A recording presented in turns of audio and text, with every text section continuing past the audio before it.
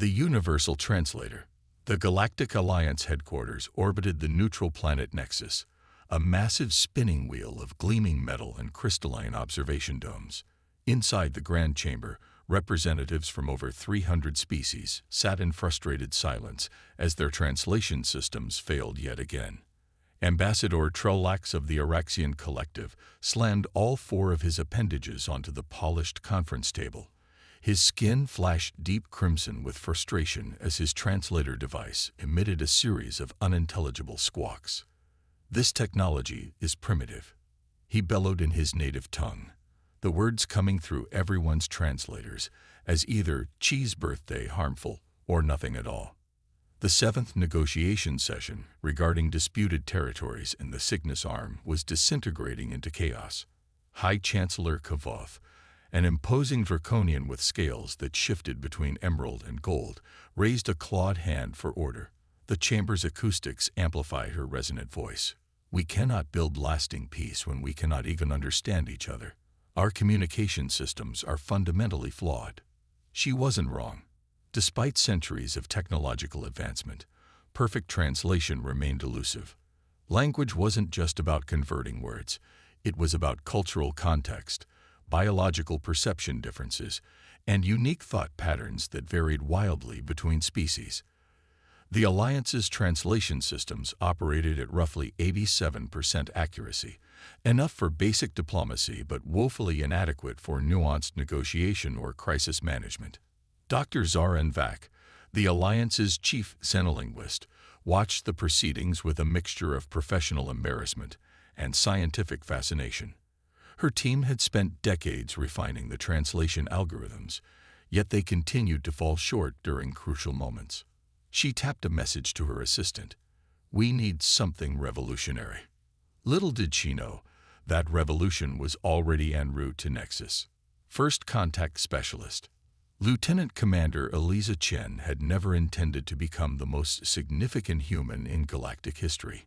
At 32, she was simply a talented xenolinguistic specialist with the Earth Diplomatic Corps, assigned to help facilitate a routine cultural exchange program.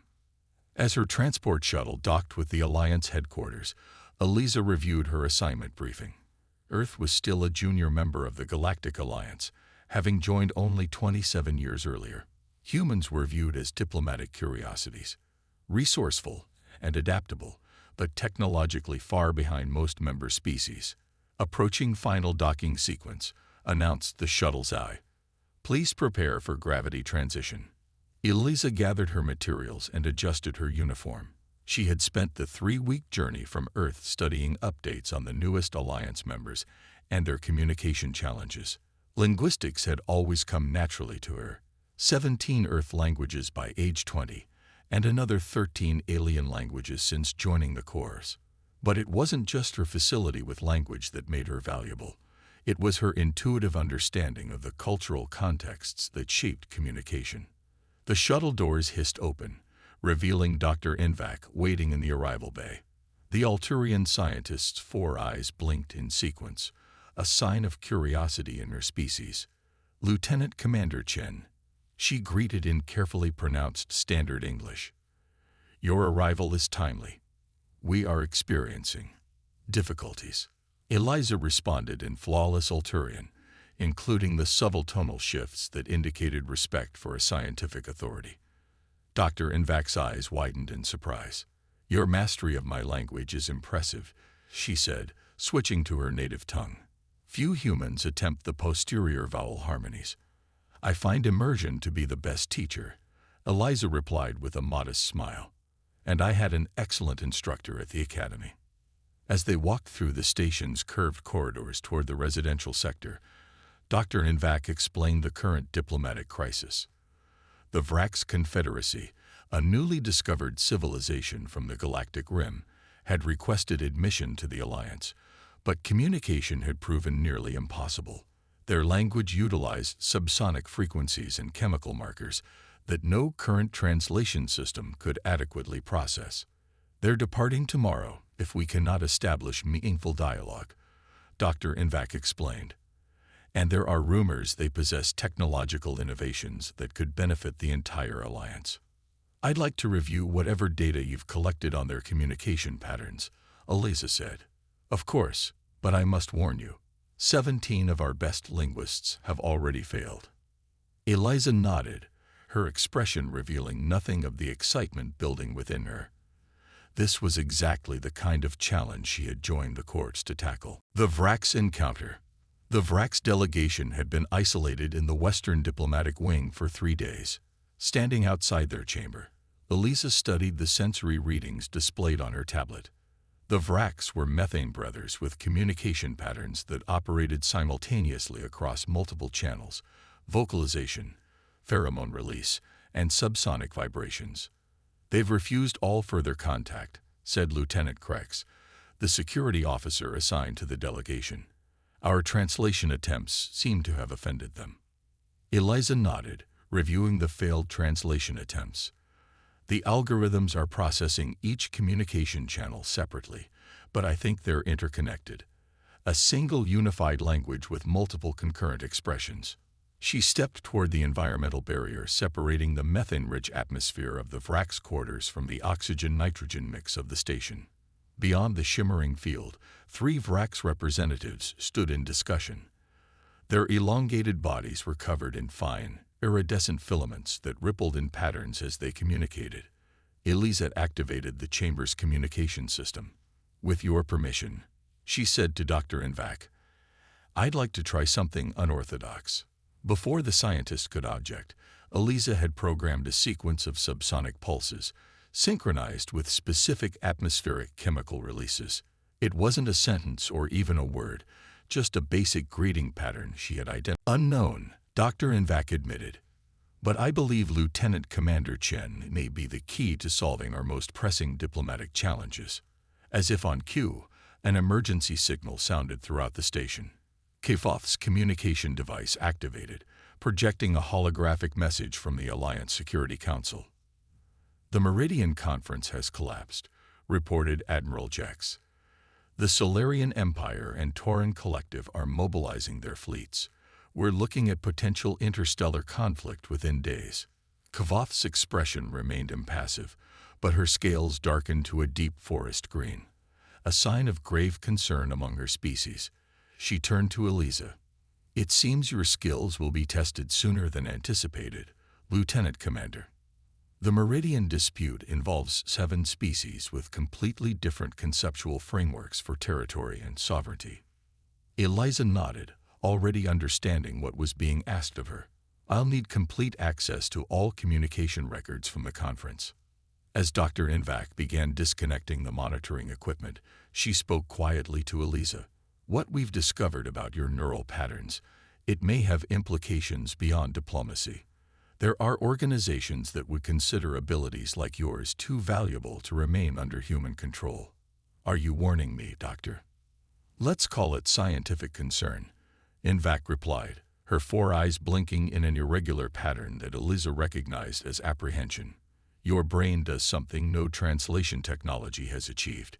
It creates true understanding between species. That makes you potentially the most powerful diplomatic asset in the known galaxy."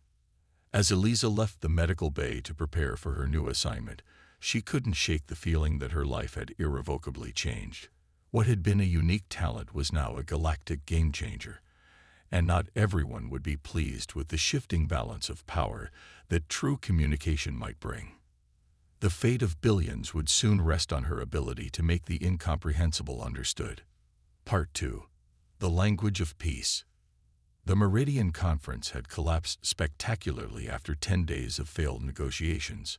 7 major galactic powers claimed rights to the resource-rich Meridian Cluster, a disputed region containing 17 habitable worlds and rare element deposits worth trillions in Alliance currency.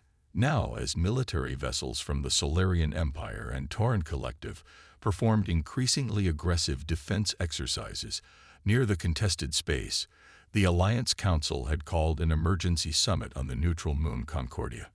Eliza Chen studied the diplomatic briefings as her transport approached the moon's gleaming domed cities. In the 3 months since her encounter with the Vrax, her reputation had spread throughout Alliance space. She had successfully mediated 4 previously intractable disputes and established communication protocols with 2 newly discovered species. Her neural patterns had been studied extensively, though no one had yet replicated her unique ability to internalize and integrate alien communication systems. "We're approaching Concordia Central," announced the pilot. "Security protocols are extensive. Expect delays at processing." Captain Mira Jansen, Eliza's newly assigned security officer, checked her weapons systems one final time. The muscular woman had barely spoken during their journey, but her eyes constantly scanned for threats. "Is all this security really necessary?" Eliza asked. Jansen's expression remained neutral. "You've become a high-value asset, Commander. Not everyone appreciates your talent for clarifying misunderstandings, especially those who profit from them." The implication hung in the air between them. Eliza had begun to understand the political complexities her abilities had unleashed. Centuries of diplomatic and commercial relationships had been built on the limitations of translation technology. Perfect understanding threatened power structures that relied on ambiguity and misinterpretation. As they disembarked at Concordia's diplomatic terminal, Eliza was met by an Alliance security detail led by Admiral Vextor, a veteran Caladan strategist. "Commander Chen," the Admiral greeted her with a formal salute. "Your arrival has been highly anticipated. The situation has deteriorated further. The Solarian Emperor and Tauran Prime Coordinator have both agreed to attend in person." "That's unexpected," Eliza remarked as they walked briskly through the terminal's secure corridors. "Neither leader has left their respective territories in decades." "Your reputation precedes you," Vextor replied. "They believe you may offer a solution that their diplomatic corps cannot. Or they want to assess the threat I represent," Eliza said quietly. The Admiral's antennae twitched, a sign of agreement in Caladan body language. "Both, most likely. The conference chamber has been prepared according to your specifications. All 7 delegations will arrive within the hour. The conspiracy unfolds." What Eliza couldn't know was that her arrival on Concordia had triggered a sequence of encrypted communications between hidden operatives throughout the station. In a secure room 20 levels below the diplomatic quarter, a figure known only as the intermediary addressed a holographic assembly of shadowy clients. "The asset has arrived," the intermediary announced, their voice distorted by masking technology. "Extraction plans are in place. The human cannot be allowed to facilitate understanding between the Empire and Collective," stated one of the holofigures. "Our consortium has investments worth quintillions riding on continued tension in the Meridian region." Another figure leaned forward, their features obscured by projection artifacts.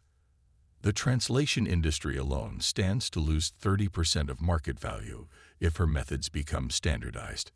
Not to mention the military contracts that depend on communication failures. All arrangements are finalized," the intermediary assured them. "By this time tomorrow, Commander Chen will be in a secure research facility. Her abilities will be available exclusively to our consortium." In the diplomatic quarters, Eliza felt a familiar tension headache building behind her eyes.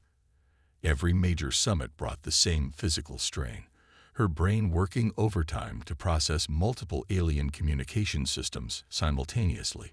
She had learned to manage the pain, but the complexity of the upcoming negotiations would push her abilities to their limits. Dr. Invak entered Eliza's preparation room, carrying a small medical case. "I've brought something that might help," she said, opening the case to reveal a neural support device. "It's an experimental prototype based on our studies of your brain patterns. It should help distribute the neural load during complex translations." As the Alturian scientist attached the sleek device to the base of Eliza's skull, she spoke in a hushed tone. "There have been unusual communication patterns throughout the station since our arrival. Security protocols being overridden, restricted areas accessed." "You think someone's targeting the summit?" Eliza asked quietly. "I think someone's targeting you," Invak replied. "Your abilities threaten too many established powers. Be vigilant." Before Eliza could respond, Captain Jansen entered the room. "The delegations have arrived." We're ready to begin. The Summit of Seven. The Concordia Conference Chamber was an architectural marvel, a perfect hemisphere with 7 equal sections, each environmentally customized for its delegation. Elisa stood at the center on a raised platform, the neural support device humming softly against her skin.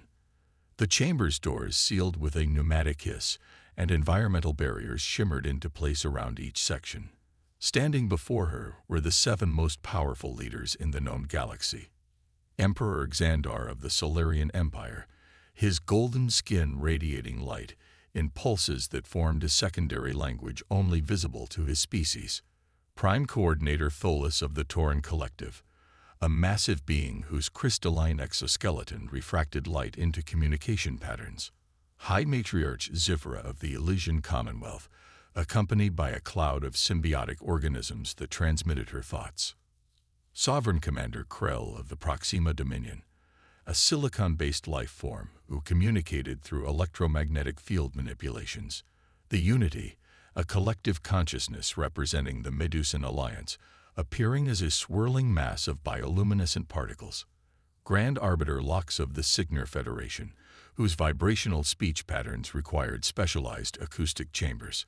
And finally, the mysterious witness of the Void Consortium, a species so ancient and evolved that they communicated solely through quantum probability shifts. Admiral Vextor's voice came through Elisa's earpiece. We've never had all 7 powers represented at this level. Whatever happens today will reshape galactic politics for centuries. Eliza took a deep breath and activated the chamber's central communication system. Distinguished leaders, she began, her words automatically translated by the Alliance systems into approximate versions of each species' language. I thank you for your presence today. She could immediately see the limitations of the translation technology, subtle winces and shifts in posture from each delegation as they received imperfect renditions of her greeting. With your permission, she continued, I would like to dispense with our standard translation protocols. A murmur ran through the chamber as Eliza disabled the Alliance translation systems. For a moment, the only sound was the soft hum of environmental equipment. Then, Eliza began to speak again, but not in any single language. To Emperor Xandar, she emitted carefully modulated light patterns from specialized emitters in her platform, while simultaneously producing the subsonic frequencies that carried deeper meaning in Solarian communication. To Prime Coordinator Tholis, she projected crystalline harmonics that resonated with his exoskeleton, forming concepts that no human vocal apparatus could produce. For each leader, she communicated in their native form, not just translating words, but expressing ideas in the way their species naturally thought. It was not 7 separate translations, but 7 simultaneous conversations, all managed by her remarkable neural architecture with the support of Dr. Invac's device. The effect was immediate. The leaders' postures changed, their attention focusing completely on Eliza as they experienced, many for the first time, the sensation of being truly understood by an outsider. I will now facilitate direct communication between your civilizations, Eliza explained, her brain creating bridges between incompatible communication systems. Each of you will hear and understand the others as if they were speaking in your native thought patterns. What followed was unprecedented in galactic history, a direct, untranslated conversation between 7 species whose evolutionary paths had diverged billions of years ago. Through Eliza, they began to truly comprehend each other's perspectives on the Meridian dispute. The breaking point. 3 hours into the summit, progress was remarkable. The 7 leaders had established a framework for shared sovereignty over the Meridian cluster, with resource rights allocated according to a complex formula that acknowledged each civilization's unique needs and contributions. But within Eliza's mind, alarm bells were ringing. The neural support device was heating up, and she felt blood trickling from her nose. Maintaining 7 simultaneous communication systems was pushing her abilities beyond sustainable limits. Your neural patterns are destabilizing. Dr. Invac's worried voice came through her earpiece. You need to stop now. Just a little longer, Eliza whispered back. "We're almost there." The chamber's security systems suddenly flashed red. Captain Jansen's voice cut through on the emergency channel. "We have intruders in the environmental control systems. Someone's trying to breach the chamber." In that moment, Eliza made a critical decision. She could feel her consciousness fragmenting under the strain of maintaining the communication bridges, but the alternative was unthinkable, returning to misunderstanding just as peace was within reach. "Distinguished leaders," she addressed the chamber, blood now flowing freely from her nose and ears, "we must accelerate our proceedings. There are those who would prefer that you never truly understand each other." With a surge of effort that sent lancing pain through her skull, Eliza deepened the neural connections, pushing beyond translation to something more profound. A shared consciousness experience that allowed each leader to temporarily perceive reality through the other's sensory and conceptual frameworks. The chamber filled with gasps and exclamations of astonishment as 7 fundamentally different minds briefly touched in perfect understanding. In that moment of clarity, the millennia of misunderstandings that had fueled their conflicts fell away. Outside the chamber, security forces engaged with infiltrators from the mysterious consortium. Captain Jansen fought desperately to maintain the integrity of the environmental systems, while Dr. Envac frantically worked to stabilize Eliza's neural patterns. "Her brain can't sustain this," the scientist shouted over the chaos. "The neural pathways are burning out." Inside, oblivious to the battle raging around them, the 7 leaders collectively drafted and signed the Concordia Accord, the most comprehensive peace agreement in galactic history. Not just a treaty about the Meridian Cluster, but a framework for ongoing communication and cooperation that would transform interstellar relations. As the final signatures were applied, Eliza collapsed. The neural support device shattered, smoking from overload. Dr. Envac and medical teams rushed to the platform. But the damage was done. Eliza's remarkable brain had sacrificed its unique architecture to build a permanent bridge between civilizations. A new understanding. 3 months later, Dr. Envac stood before the Alliance Council, delivering her report on the aftermath of the Concordia Summit. "The Meridian peace has held," she stated. "More significantly, the 7 powers have established the Concordia Communication Initiative, pooling resources to develop technology based on Commander Chen's neural patterns." High Chancellor Kavoth nodded solemnly. "And Commander Chen's condition." Dr. Envac's 4 eyes blinked in sequence, a gesture of profound respect in her culture. "She survived, but the neural damage was extensive. She has lost her unique language abilities. Currently, she can communicate only in her native English and struggles with even basic translation." The chamber fell silent as the magnitude of Eliza's sacrifice sank in. However, Dr. Envac continued, "The neural mappings we collected during the summit have proven invaluable. The prototype translators based on her patterns have achieved 99.7% accuracy across all Alliance languages. Within a year, we expect to eliminate communication barriers entirely." In a rehabilitation center on Earth, Eliza Chen sat by a window overlooking the Pacific Ocean. The doctors had been kind but honest. Her brain had fundamentally rewired itself, burning out the neural architecture that had made her special. Learning languages, once as natural as breathing, was now an arduous struggle. A visitor was announced, Ambassador Trolax of the Araxian Collective.